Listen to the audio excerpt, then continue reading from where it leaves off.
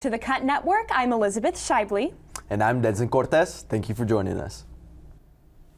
Before we dive into local events, let's discuss some news happening around the world. The Senate reached an agreement on Monday that includes $10 billion for COVID relief funding. Of the $10 billion, $5 billion is designated for therapeutics and $750 million will be set aside for research and trials, according to the New York Times. The rest of the funds will be used for additional testing and vaccines. President Joe Biden supports the package as it will provide more resources and aid the country in its COVID recovery. In a whopping turn of events, a South Florida lawyer has recently filed a lawsuit accusing Burger King of exaggerating the size of its famous Whoppers in advertisements. The suit claims that the company has been inflating the images since September of 2017 and that the food should be more fairly represented. According to NBC News, the suit is requiring a court order for Burger King to quit its false advertising. In other news, on February 23, 2021, Tiger Woods was hospitalized after a single-car accident in California. For the past year, Tiger has been working to come back from his accident and potentially win the PGA Tour again. This weekend will be his chance. Tiger was spotted at Augusta getting ready for the Masters. The tournament has been dominated by Tiger throughout his whole career. And in a press conference, Tiger told reporters and the media that he feels he can win for a sixth time in his career. We will just have to see if Tiger can make another historic comeback. This past weekend, Mike Krzyzewski made his final coaching appearance for Duke, losing to the University of North Carolina in the Final Four. Over Coach K's career, he won 1,200 games, boasting a win percentage of over 75%.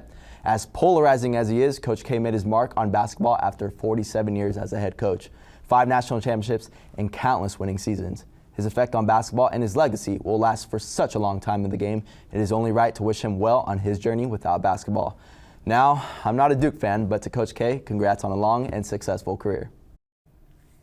Moving on to our local news, this week's episode ranges from local events and businesses to national entertainment news. And to start it off, the Churchill hosted a meditation class using the power of sound to heal and connect people with their soul. Cut reporter Jessica Herrera has the story. I'm Jessica Herrera at the Churchill today, where you can shop, eat, and experience all the good vibes and alignment. In the heart of Phoenix and just a few blocks away from ASU's downtown campus, you can find the Churchill.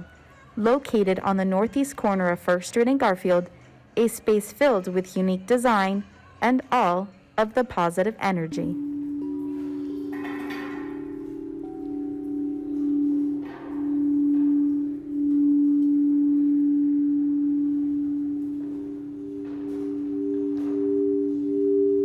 Sam Harper is a sound healer who uses the art of sound meditation to help others connect with their inner self. So the pandemic was actually a very expansive time for my business, and people wanted it. They wanted to feel better, and sound healing helps promote that internal alignment and connection to self and awareness to help move things that are no longer serving you out.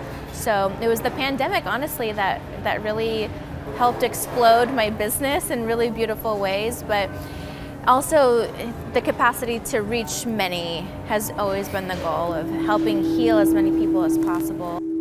Well, I think even for a newbie, it's like, people are curious about what it is and leaning in, and then once you feel it and experience it, it's like, oh, there's something there, I need more. So it's been really beautiful. It's one thing to hear it, but then to experience it for yourself, then you are the walking medicine of what Sam brings.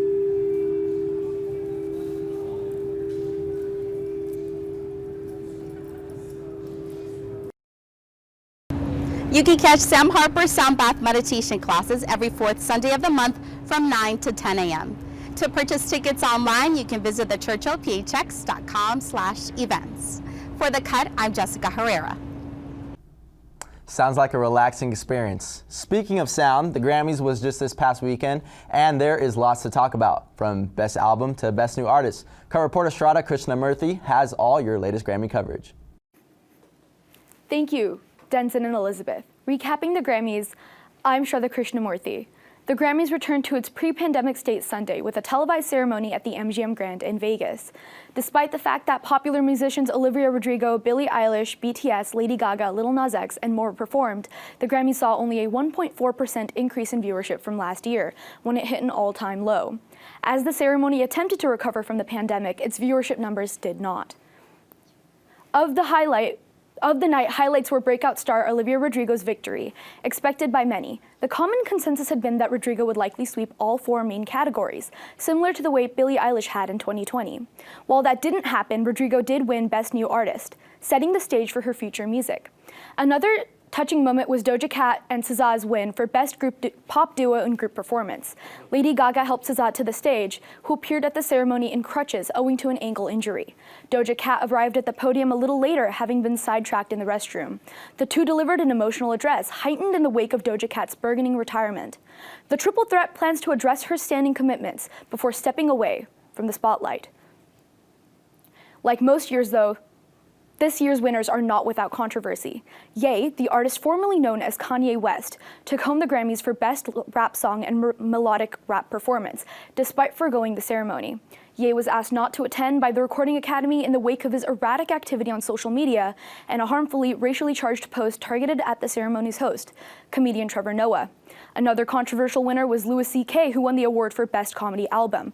C.K., who in 2017 was exposed for enacting routine sexual misconduct in professional settings, had stepped away from mainstream comedy. Many took these wins to be a sign of the Recording Academy's complacency in the struggles of women in the industry and enabling abuse. All in all, this year's Grammys, like most years, were no stranger to drama and controversy, but still managed to serve up touching moments and contribute to pop culture. For the Cut Network, I'm Shraddha Krishnamurthy. Thank you, Shraddha. I found the Grammys and artists to be quite entertaining this year, especially the rap album group. Yeah. And speaking of artists, a locally owned tattoo shop prides themselves on their artists' work. Golden Rule Tattoo on Camelback is a great place to go if you're looking to get some ink. Cut reporter Nicole Mullen got a look on how one must prepare before getting their first tattoo. My name is Nicole Mullen, and today I'm going to take you on an inside look on how tattoos really work here at the Golden Rule Tattoo. I followed the Cut's assistant producer Alexandra Zerborg to get her first tattoo and had the opportunity to talk with the artist Bob Gibson afterwards. He shared his tips for others who are also looking to get their first, stating that one of the first things to consider is the placement of the design. Everybody's a little bit different. I know the most painful spot for me was my sternum. Some of the spicier spots are like the ribs, top of your feet, your head. Actually, and surprisingly enough, down at where like your hand meets your wrist there. Less painful spots are those that aren't on the bone and have more padding, including your upper arm and back.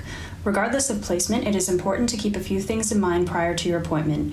Make sure to get a good night's sleep the night before, as getting a tattoo does place a lot of stress on your body. Make sure you don't come in on an empty stomach.